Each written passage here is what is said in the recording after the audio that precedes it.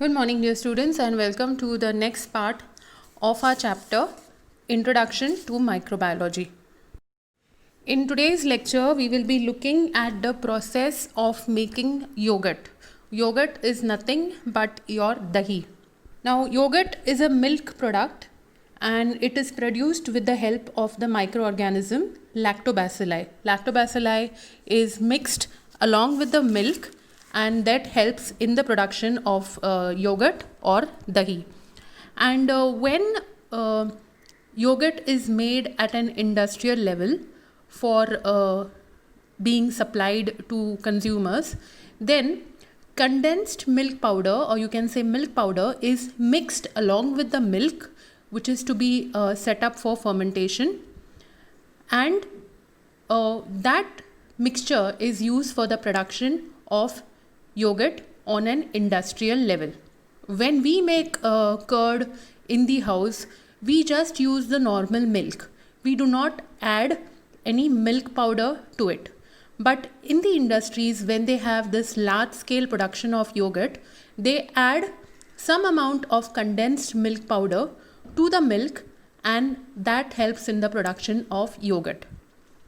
The milk which is mixed along with the condensed milk powder is boiled, and then it is allowed to cool down to a certain temperature, and that is when lactobacilli is added to the milk.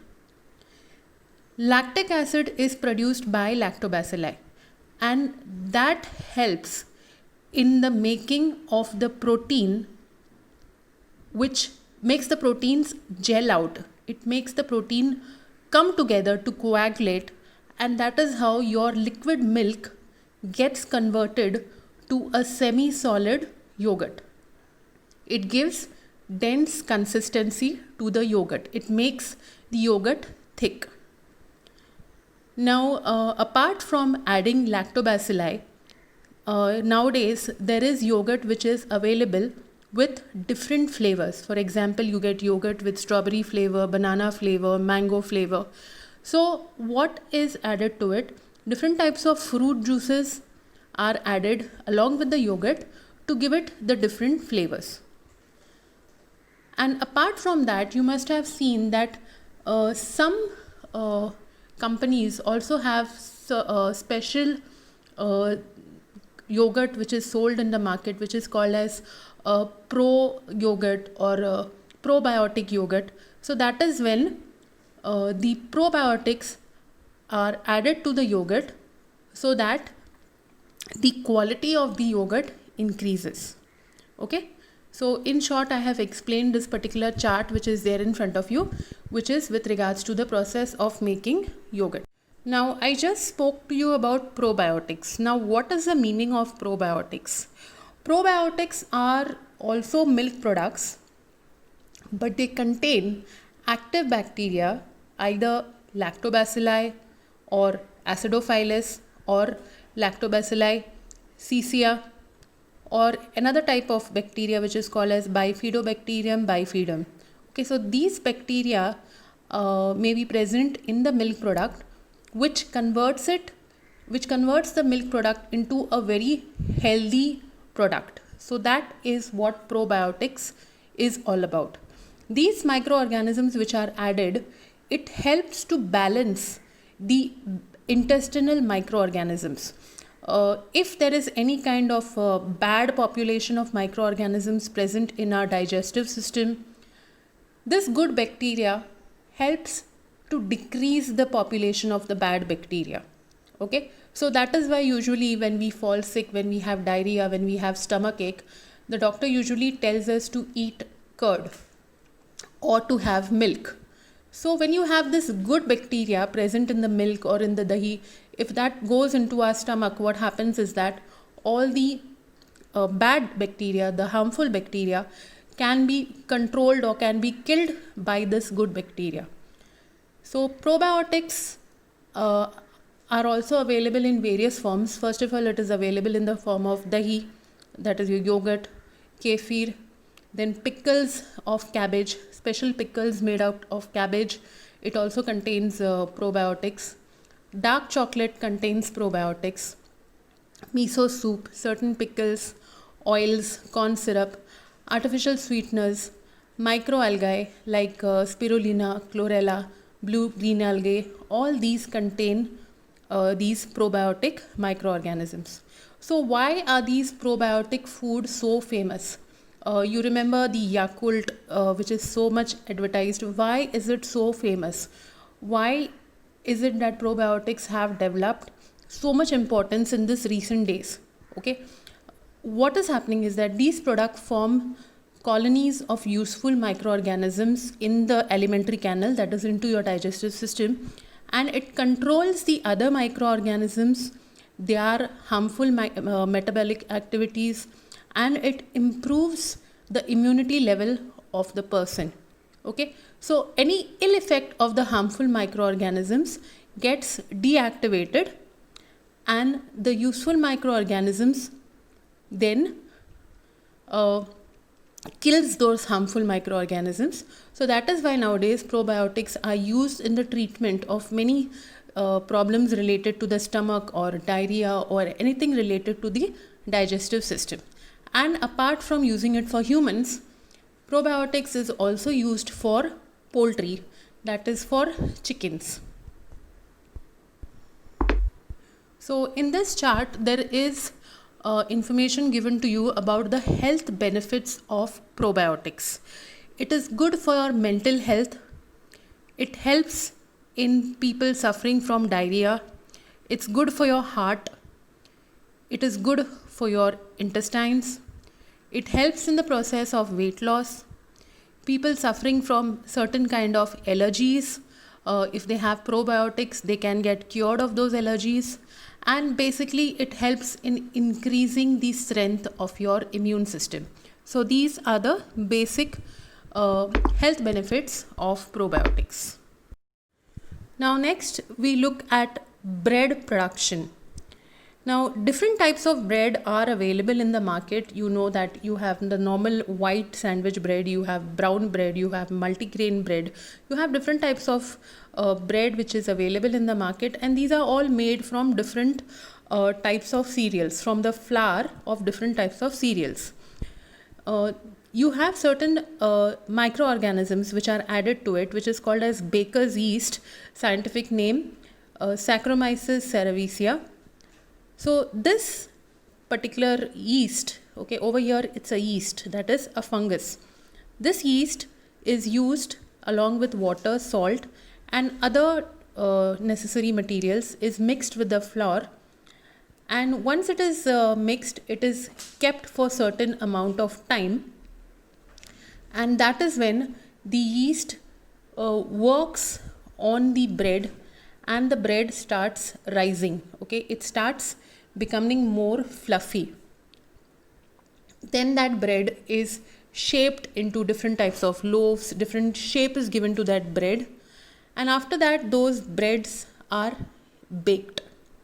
After baking, it is sliced and packaging is done and it is sold in the market. Now when we try to make bread in the house, we will normally use live yeast, but when it is made on an industrial level, on a commercial level, mostly they use dry yeast for the production of bread.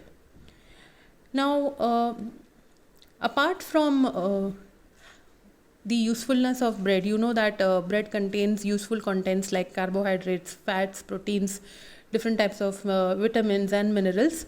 This is all present in the bread, because of which bread is one of the most famous breakfast item which is used by many people.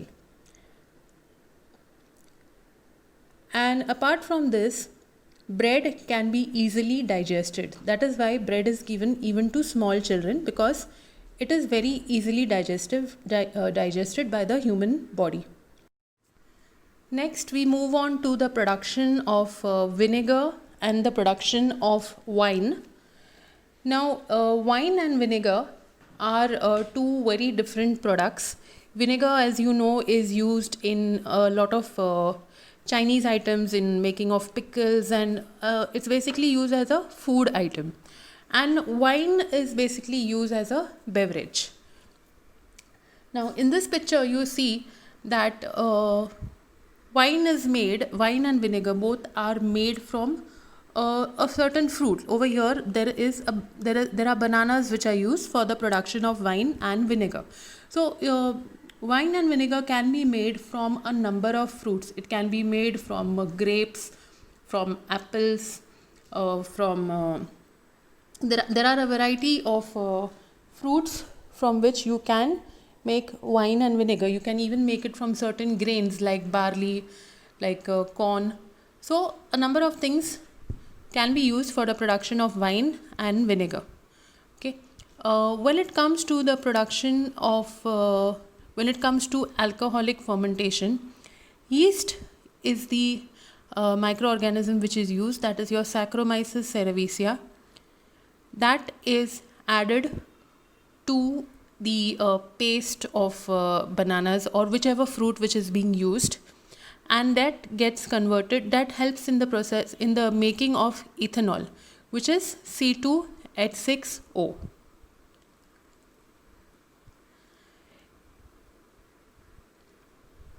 So this basically is alcohol fermentation. Alcohol is produced at this particular step.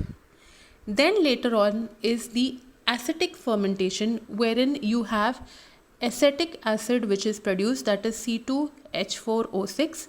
Acetic acid is nothing but your vinegar. Okay. And apart from this, you also know that vinegar is used by many countries to impart or to give a certain sour taste to food materials, and it is also used for the process of preservation of different food items like pickles, sauces, ketchups, chutneys. All this is preserved using acetic acid. So your ethanol, which is the alcohol, that is obtained by the fermentation of different types of fruit juices or different types of syrups or sugar, the starch of roots, and all this is done with the help of the yeast Saccharomyces cerevisiae. Now you have the names of different types of fruits which are used for the preparation of different types of beverages. Cafe Arabica is fermented with the help of Lactobacilli brevis, and over here the role of the microbe is basically separating the seeds from the fruit. And what is formed, what type of beverage is formed with this help is coffee. Theobroma cacao, here is your chocolate formation. The microorganisms used over here are Candida, Hansenula, Pichia, Saccharomyces. This are also used for the separation of the seed from the fruit, and the beverage which is formed is your cocoa. Grapes, the microorganism used for the fermentation of grapes is Saccharomyces cerevisiae. It helps in the fermentation of the juice, and the product which is formed by the fermentation is wine. The apple juice, the microorganism used over here is again Saccharomyces cerevisiae. It helps in the fermentation of the apple juice, and the product which is formed is cider or vinegar. Okay, now let's move on to microbial enzymes. Nowadays, whenever there are any chemical reactions being processed on an industrial level, instead of using a catalyst is any product which is added to a chemical reaction to fasten the reaction, to make the reaction take place faster.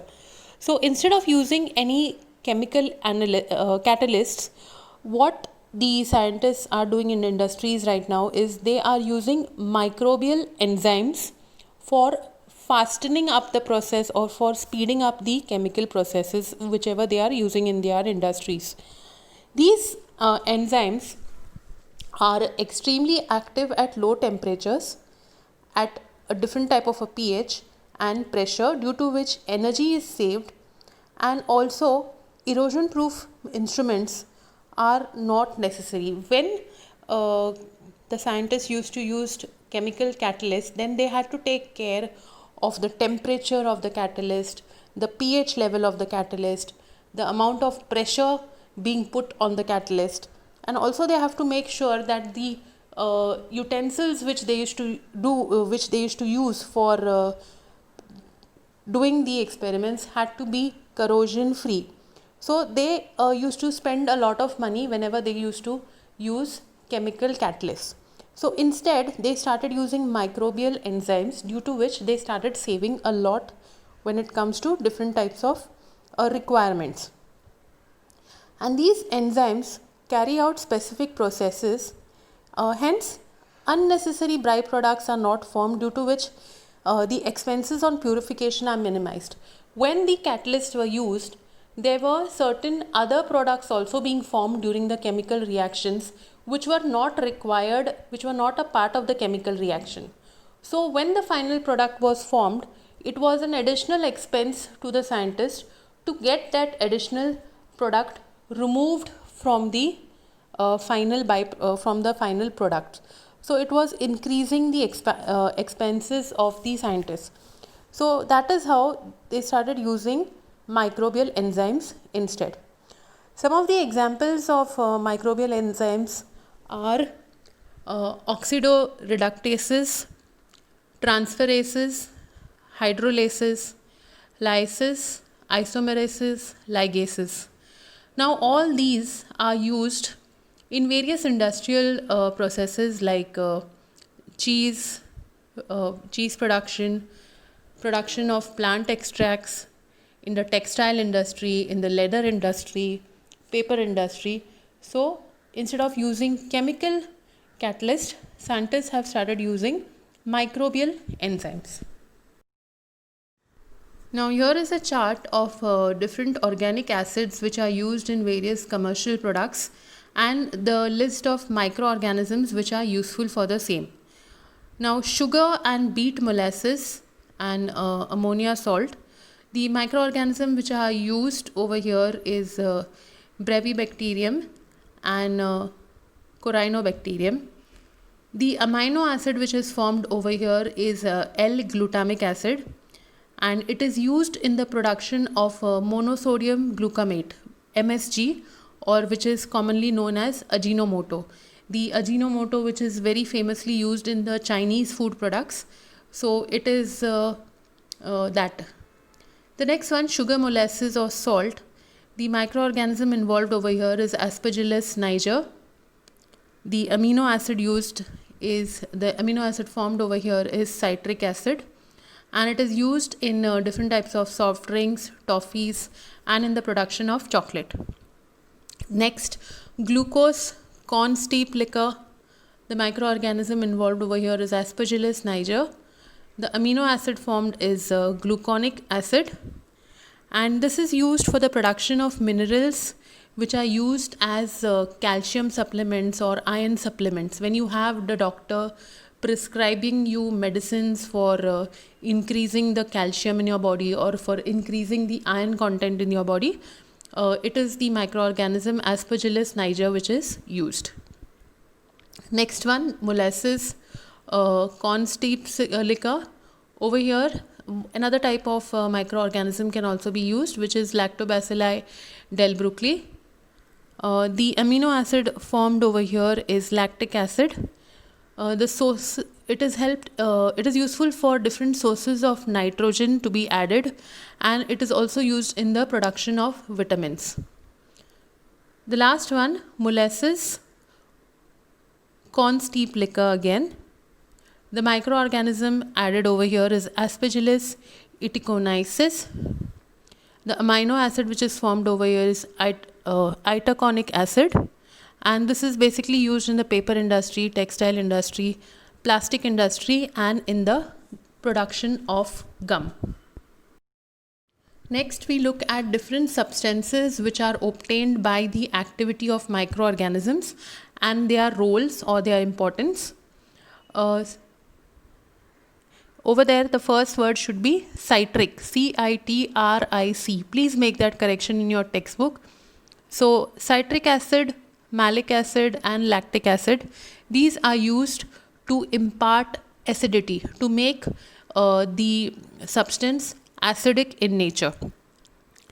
Glutamic acid, lysine, and tryptophan, these are protein binders. They help in coagulating the proteins in any substance. Next, niacin and natamycin, these are microbial restrictors. They help in restricting the amount of bad bacteria from growing in the body. Next, ascorbic acid, which is vitamin C, then vitamin B12, vitamin B2.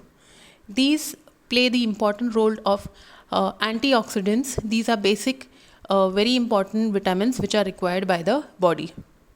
Next, beta carotene, lycopenes, xanthines, luteins, these are all edible colors.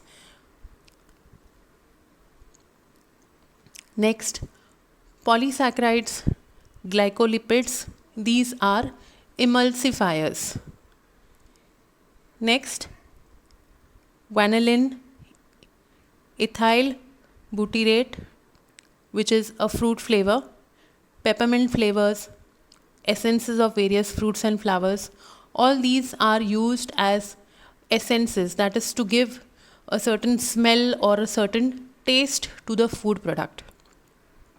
The last one, xylitol, aspartame, these are artificial sweetness.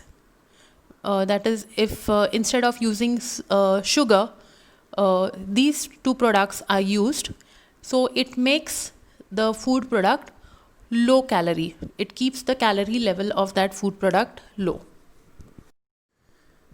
Now we look at antibiotics. What is antibiotics is something that you have already learned in your previous classes.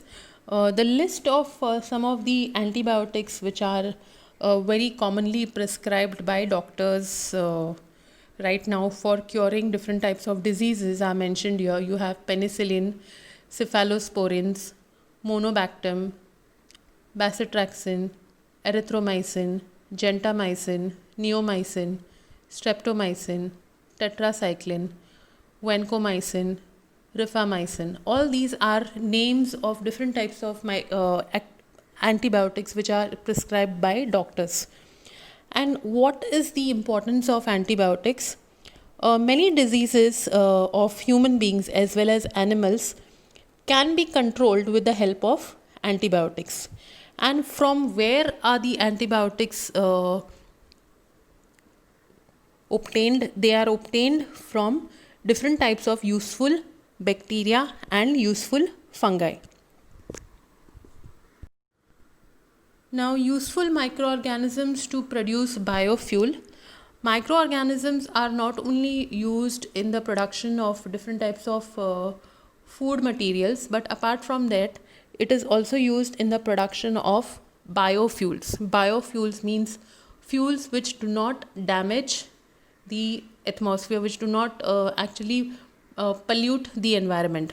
So the biofuels which are mainly produced are methane, ethanol, and hydrogen gas.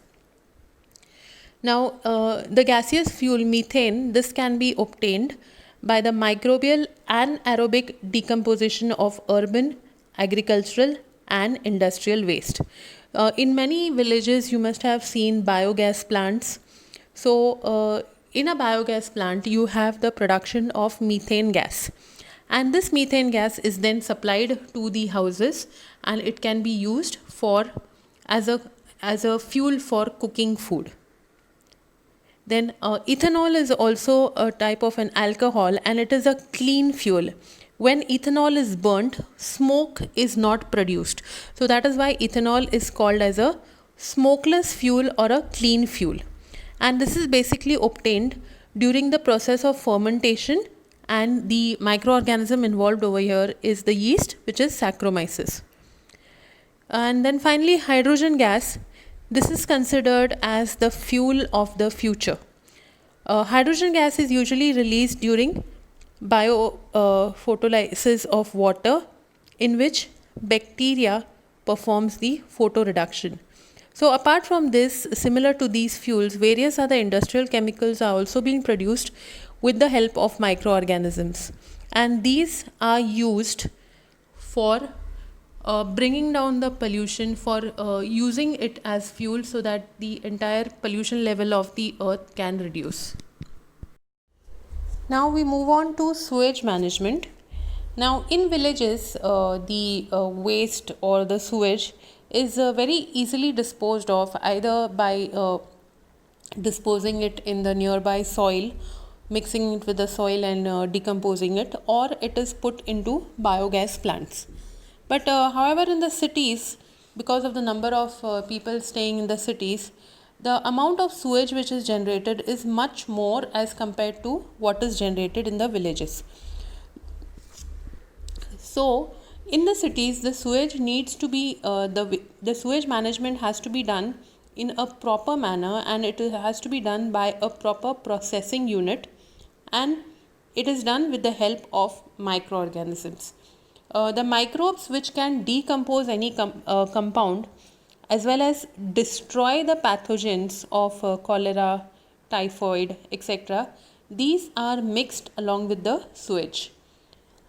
During the process of decomposition, there is release of methane gas and carbon dioxide gas,